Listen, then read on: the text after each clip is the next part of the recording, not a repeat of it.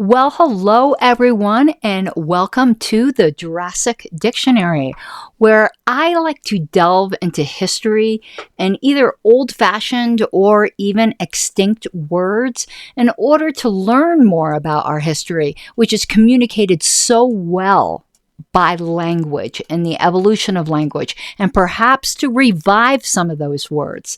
And our word for today is bada bing, Penelopean, which comes to us from one of the characters in one of the Homer's great epic Greek poems, the Odyssey.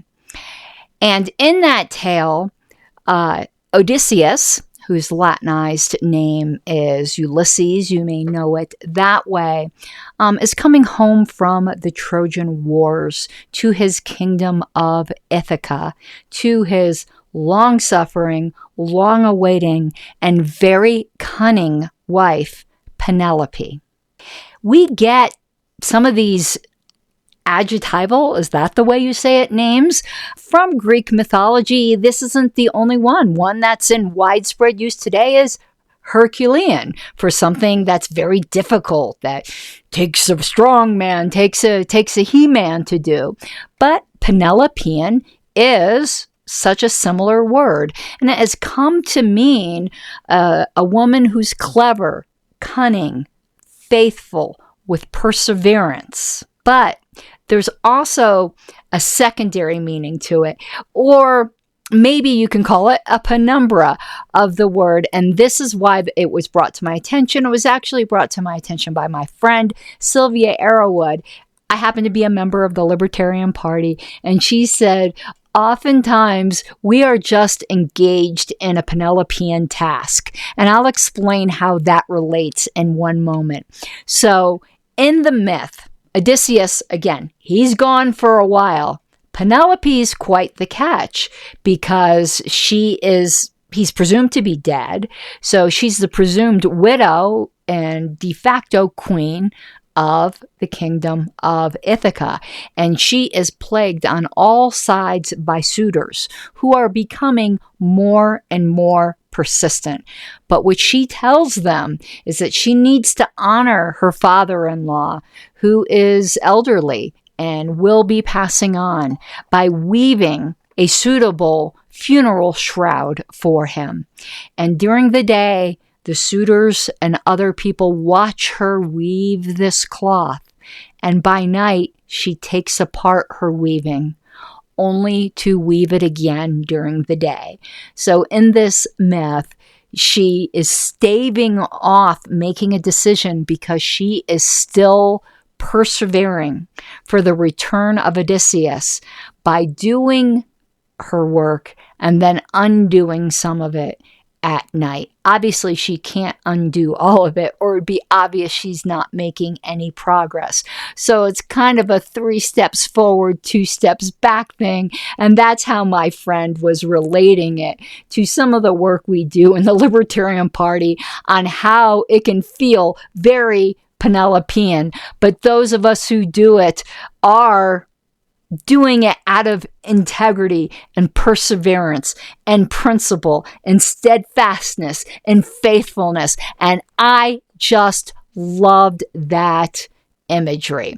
The word Penelopean, from what I understand, was first used in a poem, and that's not unusual. It's very poetic. And I think the poet was Alexander Craig in the 1600s. So Odysseus finally makes his way home, and he winds through this crowd of suitors, and he is disguised as a beggar. And it just so happens that day, Penelope said that she would choose one of the suitors to marry, but that person had to be able to string Odysseus's bow that he left behind and be able to shoot it through so many barriers. I think it was like 12 barriers. This was a massive bow, and allegedly only Odysseus could string this bow. So Odysseus disguises himself as a beggar because he's not even sure Penelope even wants him anymore. And when Penelope issues this challenge Suitor after suitor tries and fails. But the beggar says, why shouldn't we common folk have a chance? And the suitors say, yes, but only you. And of course, he goes up and he is able to meet the challenge and string the bow and shoot through the barriers. And then this is where things, as often happens in ancient mythology, a bunch of people get slaughtered. He proceeds then to go and, he woke up that day and chose violence against the suitors. Now, Penelope was not yet entirely convinced and was concerned that she was being tricked by the gods. So she asked Odysseus to move the marriage bed out of the marriage suites, because she knew that Odysseus knew something that only Odysseus would know. And of course, Odysseus did know this, and he protested that the bed could not be moved because one of its legs was made from a living tree. So, it was actually grown into the floor. And at that point, Penelope knew that it was indeed Odysseus, and they lived happily ever after. And I just thought that was just such a cool little story. And as I do somewhat prepare for this and do have notes, it was actually, she didn't order Odysseus to move the bed. She orders Odysseus to order a slave to move the bed. But the end result is still the same. He protests it can't be done because one of the legs is a living olive tree. Let me see here. Yep, that's what I had with my notes, but I have some things that I wanted to add to this. I first learned of this story through an episode of Xena Warrior Princess, of all things, where Xena helps, and he's called Ulysses, I believe, in the story, the Latinized version, get back to Ithaca and back to his bride. But along the way, he falsely hears that Penelope has died and falls in love with Xena.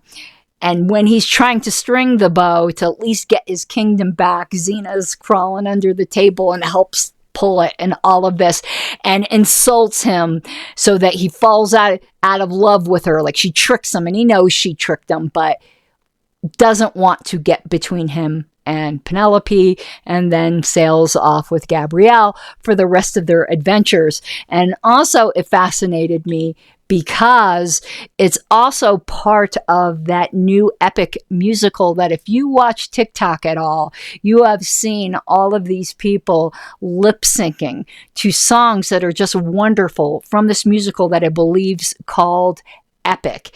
And one of these songs, and I thought it was one of the sirens that was coming up out of the water and singing, but I read somewhere else it was actually Prometheus coming out of the water, but had basically said, "Get in the water, get in the water."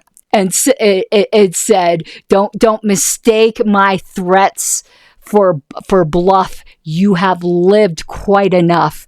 Get in the water. And it says, or I'll raise the tide so high, all of Ithaca will die. Get in the water. So all of these things, because I love those videos so much, strung together for me to choose this word. So can we revive Penelopean? I don't know. I'm going to try to use it in my vocabulary. Let me know anything more you may know about this word, and if you're going to decide to use it. All right. I hope you have an awesome day.